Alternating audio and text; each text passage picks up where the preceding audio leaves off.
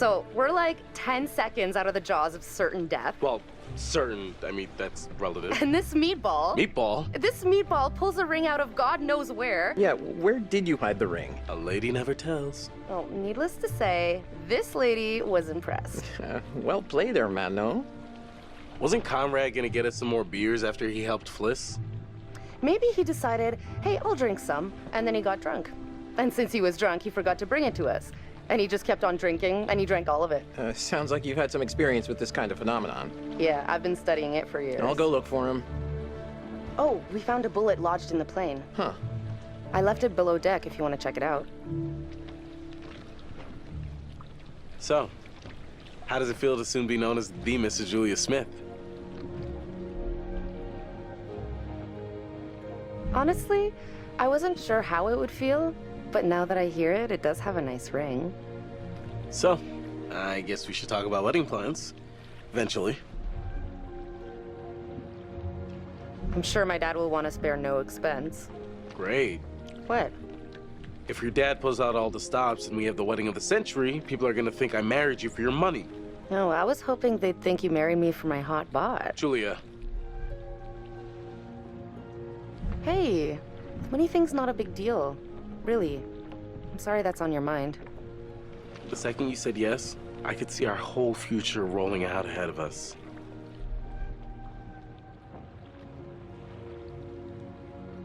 I love you, Alex.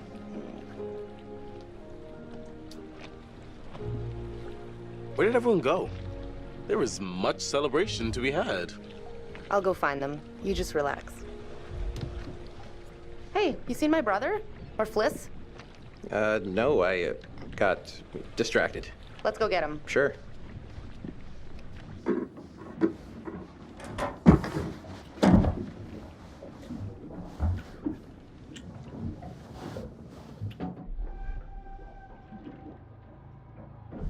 Coast Guard! The Coast Guard are here! What? Everybody flush their meth! We gotta get rid of all this meth! We can't let them take us alive! What the fuck? Oh, brother. Literally. Seriously, you can't fuck around like that, Julia. Oh, yeah, the beers. I was just getting them now.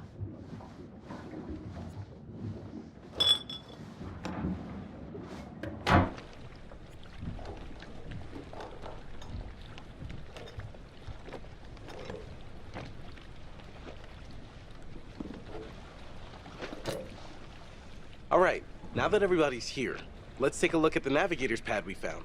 Maybe we can figure out why the plane was out here. Where'd you put it? It's in your case. Okay, I'll go get it. Hey.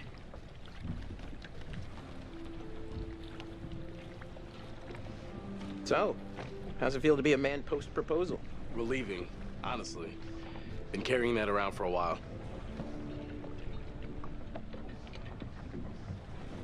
Why'd you do it on the dive? I wanted it to be memorable. It's not that memorable. I have to hand it to you. Popping the question on the bottom of the ocean like that. This is so awesome. Never thought you were the settling type. Proud of you, bro. I couldn't have done it without such a good bro. Bro. Wait, what do you mean? You told me to follow my heart. One, I'm not that sappy. And two, I was talking about med school. Still, we're over the top, bro. So, we're going again tomorrow? Right here.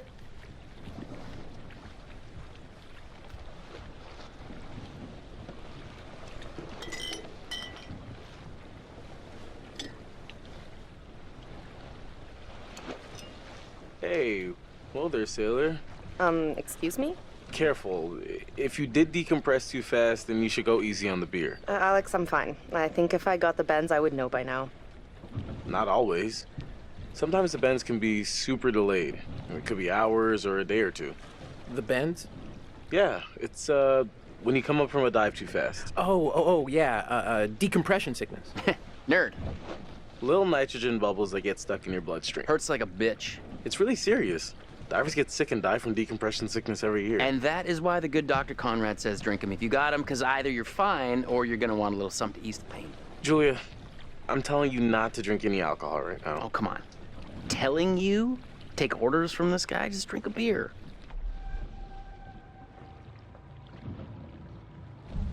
Beer o'clock.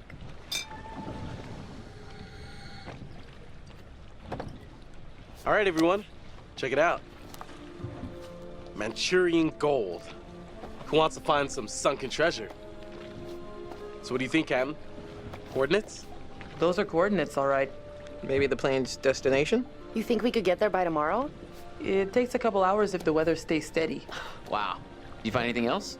There was a flight plan on board that seemed to indicate it was a rescue plane. Yeah, that makes sense. After the war, they turned long-range bombers into rescue planes. And then this plane must have been shot down because it was riddled with bullet holes. I found one lodged in the fuselage. Huh. And it was full of life rafts. Must have gotten shot down before they could deliver all the rafts. There was only one missing. Reckless, all of you. Excuse me? I told you to leave everything down there alone. Oh, come on. We've been through this already. I'm not talking about the law.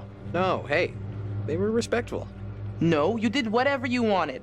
Whatever you took, it was too much. You're right. We should have been more careful. That's not me. I'm sorry. Okay, maybe. I don't know you. You should have never gone down to that plane in the first place. It's bad luck. You think you can scavenge down there and it makes no difference, but every single thing you bring back has an essence. It's like a ghost you invite to the surface. Here we go. Huh.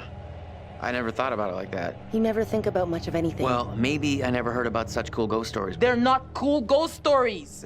Not like for fun. People drown in these waters and you have to respect their resting place. Damn straight. Brad, you got a fun ghost story, right? Yeah, I heard a story. Happened right around here, too. Let's hear it. We could all use a good show. Let's hear it. I bet you can spin a good yarn. It's kind of messed up, actually. Scare away, little bro. Okay, here goes. This story is true.